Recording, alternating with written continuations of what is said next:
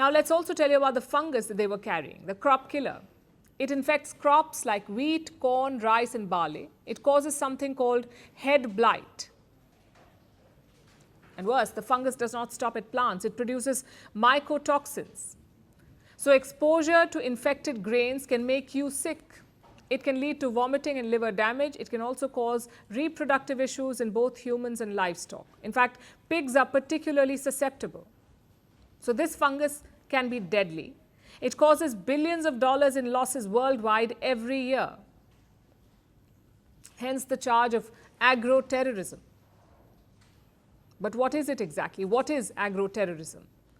It is the deliberate introduction of pathogens into agricultural systems. It can be plants or animal pathogens. You use them to infect crops deliberately and to cause massive disruption.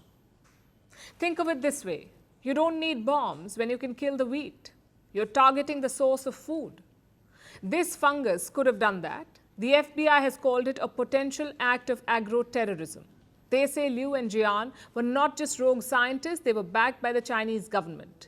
Prosecutors say Jian received funding from Beijing. She's also reportedly a member of the Chinese Communist Party.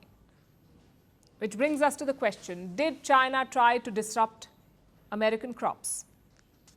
The FBI chief says they did. His name is Kash Patel.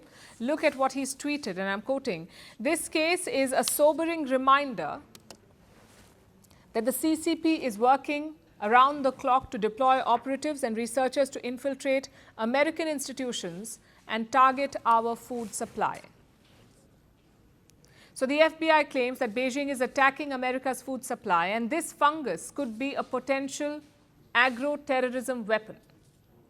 And what is China saying? Well, they're yet to comment. And we must add here that this is not the first such incident. Agro-terrorism is more common than you'd imagine. It dates back to the Second World War, in fact. Nazi Germany apparently considered it. They wanted to drop potato beetles all over Britain.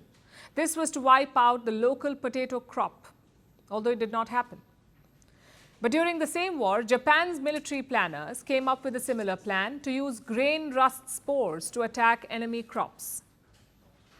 Another such case was in the US in 1984.